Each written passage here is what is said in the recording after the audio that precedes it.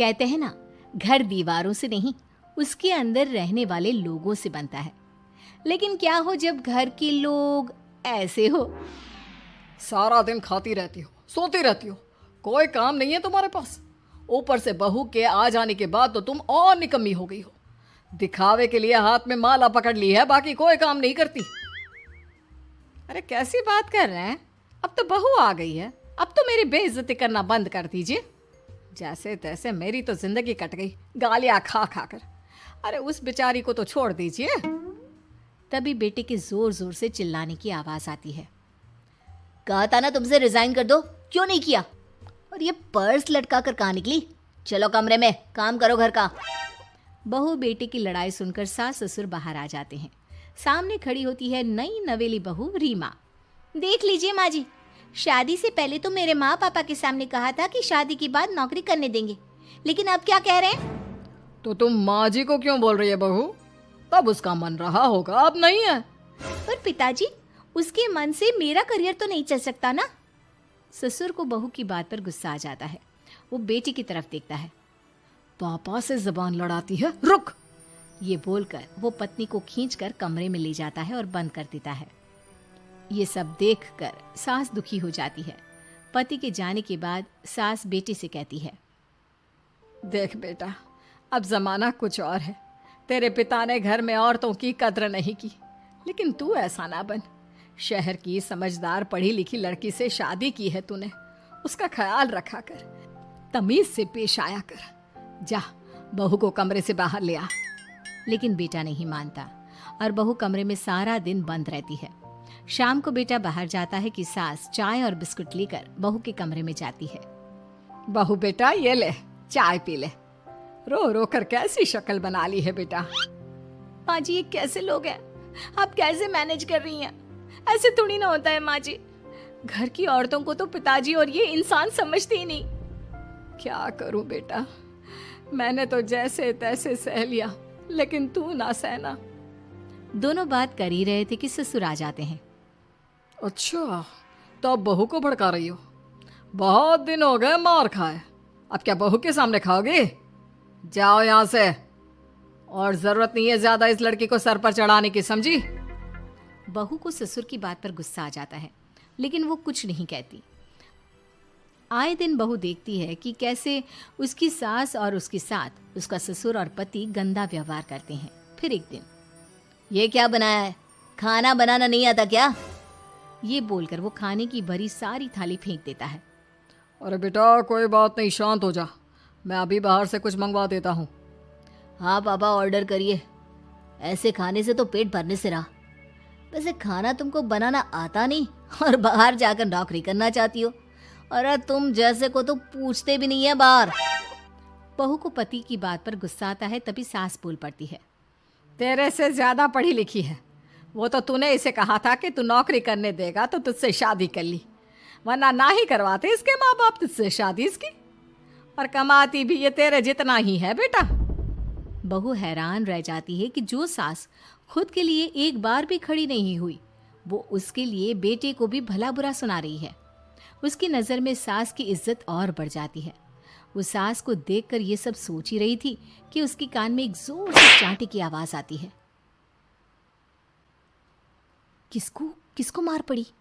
वो देख ही रही होती है कि उसकी नज़र जमीन पर बैठी सास पर पड़ती है। अभी तो धीरे से मारा, फिर जुबान खोली ना तो ऐसा मारूंगा कि कान के पर्दे फट जाएंगे। सास रो रही थी। बेटा और पति वहां से चले जाते हैं। पिताजी अच्छा किया माँ को जोर का चांटा लगाकर, आगे से जबान खोलने से पहले 4 बार सोचेंगी। बड़ी आई। दोनों हंसते हुए वहां से निकल जाते हैं। बहू सास को उठाती है और पानी देती है। मैंने ये दिन रोज देखे हैं बहू, लेकिन तू नहीं सहना। तू अपना जीवन अपने अनुसार जीना। शादी के वक्त मैंने तेरी माँ से बात करने की कोशिश की थी, उन्हें बताया था, लेकिन वो नहीं मानी। बहू सास को पकड़कर रोने लगती है। वो इसलिए नहीं मानी क्योंकि वो मेरी सगी माँ नहीं है। माँ जी, जिस तरह से आप मेरे लिए खड़ी हुई है ना, मेरी माँ भी नहीं हुई। बेटा मैं तेरा भला चाहती हूँ, तू नौकरी इस घर में रहकर तो नहीं कर पाएगी। एक काम कर, इस घर से चली जा, पैसे कमा और खुश रह। माँ जी, हो सकता है कल तक मैं आपके इस फैसले को मान जाती, लेकिन आज नहीं। माँ जी, आप यहाँ इस नर्क को झेले और मैं आपको छोड़कर चली जाऊं? नहीं, कभी नहीं। अगले रोज, सुनिए, वो क्या है ना, मुझे कुछ कपड़े और गहनों की ज़रूरत है, तो ज़रा पैसे दीजिए ना। अब आप घर के मर्द हो तो पैसे तो आपसे ही मांगूंगी ना। बुरा तो नहीं लग रहा ना आपको? नहीं नहीं, बुरा क्यों लगेगा, ये लो कार्ड, कर लेना शॉपिंग। अगले रोज, बिजली का बिल आया है 10,000 का, भर दीजिएगा। इतना बिल कैसे आ गया? बेटा वो क्या है ना, सारा दिन बहू घर में रहती है तो कमरे में एसी और टीवी चलता रहता है। अब कम से कम बाहर जाए तो 4 पैसे कमा कर लाए, लेकिन हम लोगों को थोड़ी ना औरत की कमाई खानी है, वो तो मर्द ही करता है ना। पति पर्स देखता है और फिर हाँ माँ, ठीक बोल रही हो, खैर चलता हूँ, ऑफिस का वक्त हो गया है। पति ऑफिस से पिता को फोन करता है। पापा, घर के खर्चे तो बढ़ते ही जा रहे हैं, ऊपर से महंगाई आप देख रहे हैं। मैं सोच रहा हूँ क्यों ना मीना को नौकरी के लिए हाँ कर दूं, 4 पैसे ही लाएगी ना घर में। वो तो तू ठीक बोल रहा है, लेकिन ये औरत की जात, कल को 4 पैसे कमाने लगे तो यह नहीं कि सर पर चढ़कर नाचे। हाँ पिताजी, बात तो सही है, वो तो आप हैं जो माँ को मुट्ठी में रखा है, वरना मेरी वाली तो। खैर, सोचते इस बारे में। शाम को पूरा परिवार साथ बैठा होता है। वो कल पनीर की सब्जी बनानी है तो थोड़े पैसे देकर जाना। और हाँ, कीर्तन भी रखा है संडे को, उसके लिए सामान की लिस्ट बना दी है, ले आना। पापा को दे दो, वो ले आएंगे। अरे पापा कहाँ से ले आएंगे, मेरे पास नहीं है पैसे वैसे। लो, पैसे ही नहीं है? मेरे पापा की जेब तो हमेशा नोटों से भरी रहती है। बेटा, लक्ष्मी को जो पूजता है ना, उसके पास लक्ष्मी रहती है।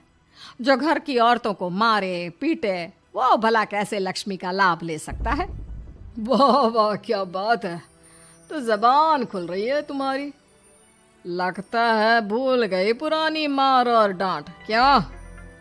हाँ माँ जी, शांत हो जाइए, मैं नहीं देख सकती आपको मार खाता, और फिर हो सकता है कि मैं आपको बचाने आऊँ तो ये भी मुझे मारे। ठीक है बहू, मैं कुछ नहीं कहती, तू ये लिस्ट बस दे दे, मैं चलिए आराम करने।